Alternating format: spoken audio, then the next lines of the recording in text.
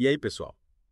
Tudo pronto para mais um mergulho profundo na história? Preparados ou não, lá vamos nós. Hoje a gente vai encarar um tema que, para muitos, ainda causa arrepios. O comunismo no século XX. O bicho pega. E para nos guiar nessa viagem, a gente trouxe um livro que causou muita polêmica.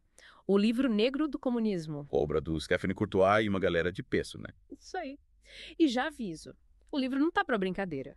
Ele coloca o dedo na ferida, questionando se a história do comunismo foi analisada de forma justa, tanto do ponto de vista histórico quanto moral. Uma análise crítica e polêmica. E o que mais chamou a atenção desse livro? Olha, o que me pegou de jeito foi a crítica à suposta legalidade usada para justificar os regimes comunistas. Interessante. Tipo, usar a lei para encobrir crimes e atrocidades. Exatamente. O livro argumenta que essa legalidade era só fachada, uma forma de disfarçar a violência do regime. Me dá um exemplo para eu entender melhor. Claro, a destruição de igrejas na Rússia por Stalin, por exemplo, ou a demolição do Centro Histórico de Bucareste por Ceausescu. Puxa, que loucura! Destruir o patrimônio histórico em nome do progresso. Pois é, ações brutais justificadas pela ideologia, e o livro não alivia, mostrando como o terror, o famoso terror vermelho, se tornou uma ferramenta para manter o poder. E o pior é que, muitas vezes, o Ocidente fez vista grossa para tudo isso. É verdade. A Conferência de Yalta, por exemplo, foi um marco nesse sentido. Me explica melhor. O Ocidente, representado pelo presidente Roosevelt, basicamente entregou o leste europeu nas mãos de Stalin. Tipo, ignoraram as promessas de eleições livres na região. Isso aí, abriram caminho para décadas de opressão. Que triste. E o que mais me chocou foi a manipulação da linguagem para encobrir a violência. Como assim? Campos de concentração viraram campos de reeducação. Carrascos viraram educadores. Era uma forma de distorcer a realidade, minimizar os crimes. E o mais irônico é que muitos intelectuais da época, seduzidos pela utopia comunista, acabaram apoiando regimes totalitários. Figuras importantes como Jean-Paul Sartre, Pablo Picasso, Bertolt Brecht. Nomes de peso que apoiaram Stalin abertamente. O livro questiona a ética desses intelectuais, mostrando como a influência deles ajudou a legitimar um sistema brutal. Fica a reflexão. Mas, voltando à história, como foi que os bolcheviques chegaram ao poder na Rússia? A Revolução Russa, como sabemos, foi um período turbulento. E o livro mostra como a violência foi fundamental para consolidar o poder dos bolcheviques, né? Exatamente.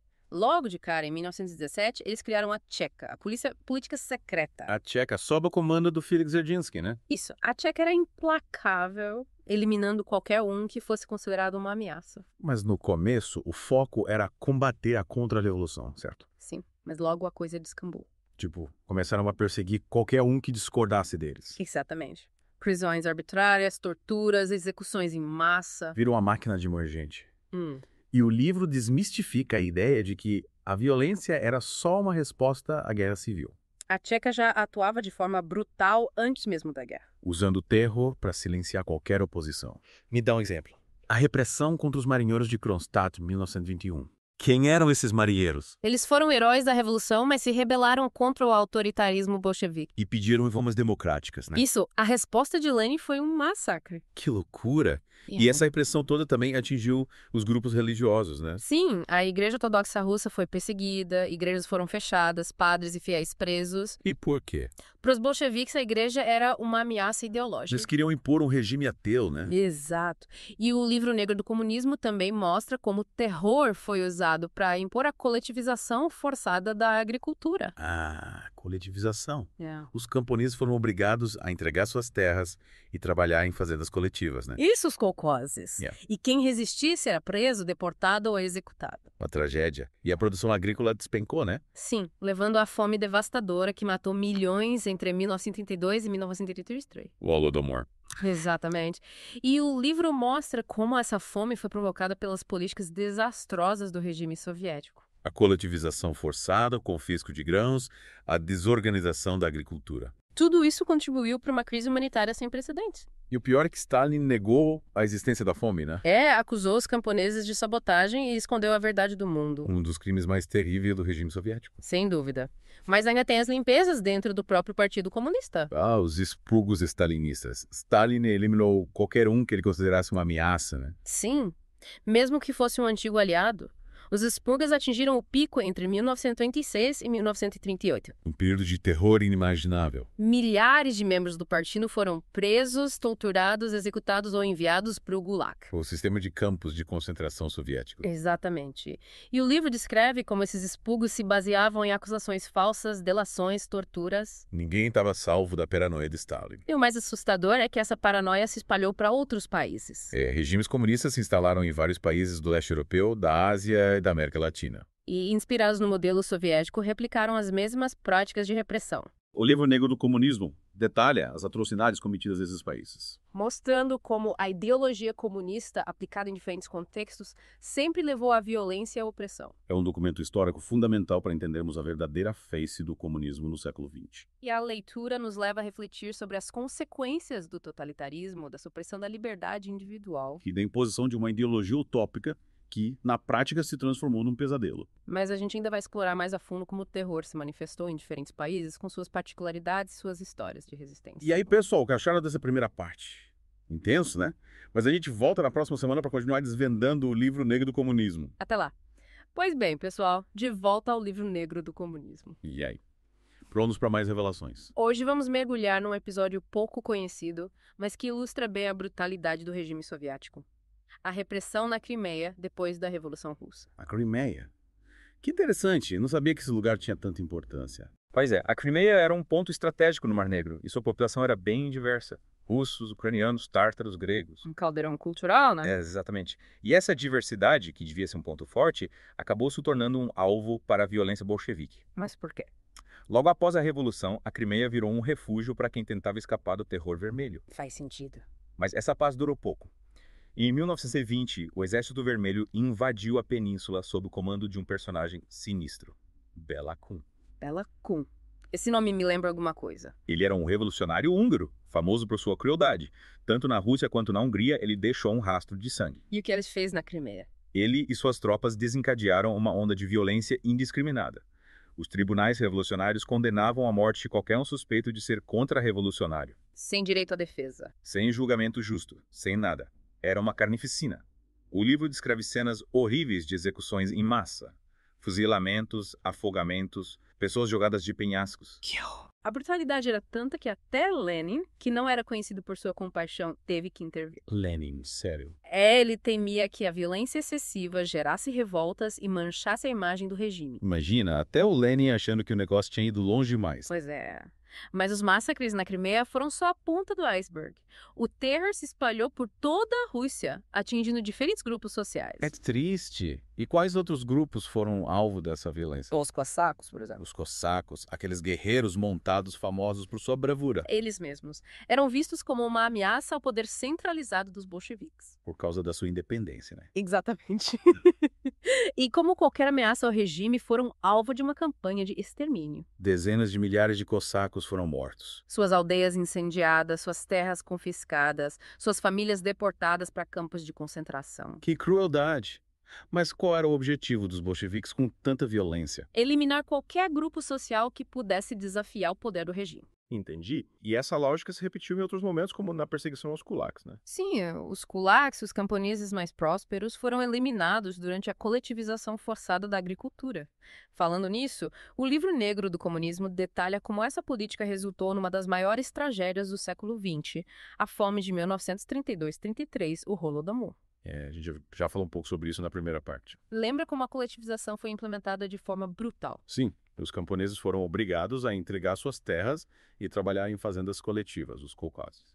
E essa mudança radical desmantelou completamente a estrutura social e econômica do campo. As consequências foram devastadoras, né? Com certeza. Camponeses experientes foram substituídos por burocratas incompetentes, as colheitas despencaram e a fome se espalhou pela Ucrânia, pelo Cáucaso, pelo Cazaquistão. Milhões morreram. E o mais absurdo é que a fome foi provocada em grande parte pelo confisco de grãos pelo regime soviético. Stalin queria exportar grãos para financiar a industrialização do país. Isso aí.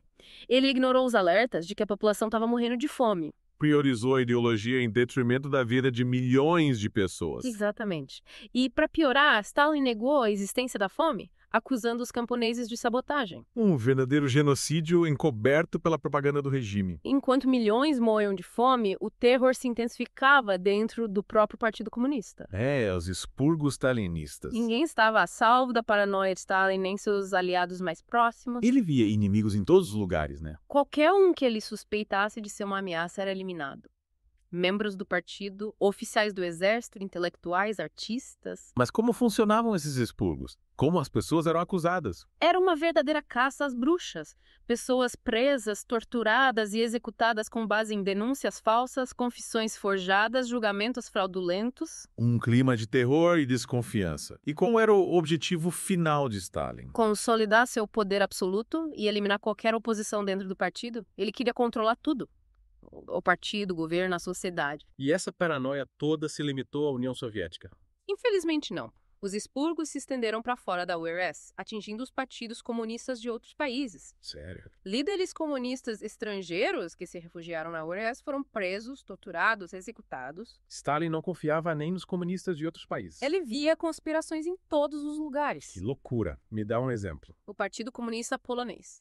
Milhares de comunistas poloneses que fugiram para a URSS após a invasão nazista foram presos e executados por Stalin. Acusados de quê? Espionagem a serviço da Polônia burguesa. Que paranoia sem limites.